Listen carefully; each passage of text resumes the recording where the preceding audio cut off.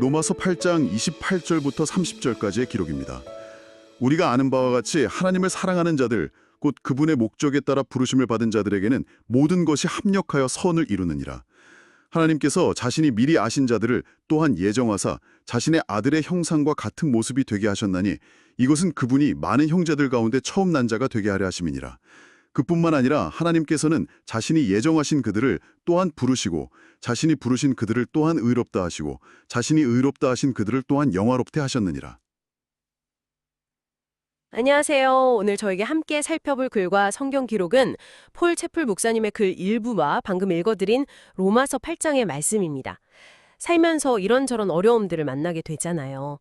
그럴 때 특히 모든 것이 합력하여 선을 이룬다는 이 말씀이 어떻게 우리에게 힘이 되는지, 그리고 그 의미가 정확히 무엇인지 좀 깊이 이야기 나눠보겠습니다. 자, 이 글을 보면요. 뭐랄까, 일상에서 느끼는 사소한 답답함 같은 거 있잖아요. 늦잠을 잤다거나 계획대로 일이 안 풀리는 그런 거. 그런 작은 일부터 시작해서 좀 더 심각하게는 직장을 잃거나 건강에 문제가 생기거나 관계가 깨지는 그런 큰 시련까지도 다루고 있어요. 참, 누구나 겪을 수 있는 일들이죠. 네, 맞습니다. 정말 중요한 지점은 그렇게 힘들고 고통스러운 순간에도 하나님의 임재하심 그리고 그분의 이끄시는 손길은 여전히 우리 삶에 역사하고 있다는 거예요. 이 글에서는 우리가 겪는 기쁨이나 반대로 고통까지도 이 모든 경험들이 결국에는 우리에게 유익이 되고 또 하나님의 영광을 드러내는 하나의 큰 목적을 향해 가고 있다고 설명합니다. 존 뉴턴의 말을 인용하는 부분도 나오죠. 믿음이 시련 속에서 어떻게 우리를 붙들어 주는지. 모든 시련은 다 하나님의 관리 아래 있고 때로 징계처럼 느껴지는 것조차도 사실은 사랑의 표현이라는 거죠. 그리고 고난의 시기나 그 강도 같은 것도 다 하나님의 지혜로 정해지고 그걸 감당할 은혜와 힘도 함께 주신다고. 네, 그런 내용입니다. 여기서 좀 흥미로운 점은 바로 그 부분인데요. 그래서 보면 우리가 아플 때나 건강할 때나 하나님은 똑같이 선하시더 이렇게 말하잖아요. 그러니까 어려운 일이 생겼다는 사실 자체가 하나님께서 우리를 잊으셨다거나 사랑하지 않으신다는 증거는 절대 아니라는 거죠. 오히려 그분의 계획, 그분의 허락 없이는 어떤 일도 우리에게 영향을 미칠 수 없다고 강조하고 있어요. 그분의 그 큰 그림, 그 목적을 우리가 바로 이해하기는 어려울 수도 있고 어쩌면 이 땅에서는 영영 이해하지 못할 수도 있다는 점도 솔직하게 인정하고요. 네, 여기서 이제 중요한 질문이 생기죠. 아니, 이해하지 못하는데 어떻게 신뢰할 수 있느냐? 바로 이 질문이요. 글에 따르면 우리의 믿음이라는 게 눈앞에 보이는 상황이 아니라 변하지 않는 하나님의 성품, 그분의 신실하심에 뿌리를 두기 때문에 가능하다는 겁니다. 즉, 모든 걸 다 이해해야만 신뢰할 수 있는 건 아니다, 이런 관점인 거죠. 그렇군요.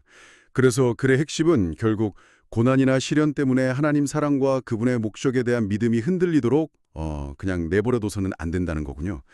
이게 바로 로마서 8장 29절 30절 말씀하고 딱 연결되는 것 같아요. 미리 아시고 예정하시고 부르시고 의롭다 하시고 또 영화롭게 하시는 이 과정, 이게 하나님의 궁극적인 계획과 연결되는 거겠죠? 맞습니다. 그 과정 하나하나가 정말 중요해요. 29절에 미리 아셨다는 건 단순히 미래를 내다보셨다는 걸 넘어서서요.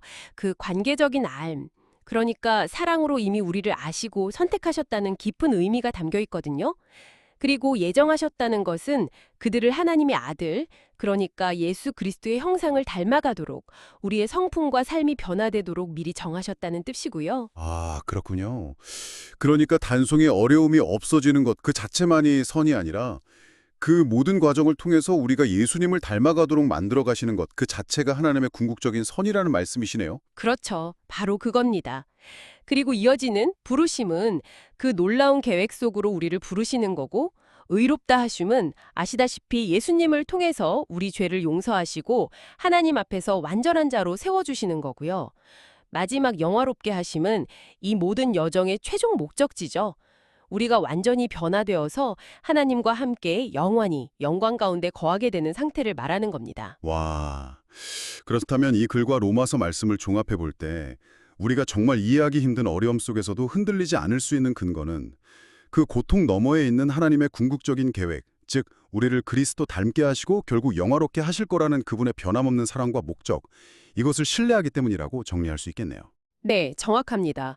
도무지 이해할 수 없는 상황에서도 그분의 주권과 또 그분의 선하심을 믿는 그 믿음이 우리를 든든하게 붙잡아주는 닷과 같은 역할을 하는 거죠.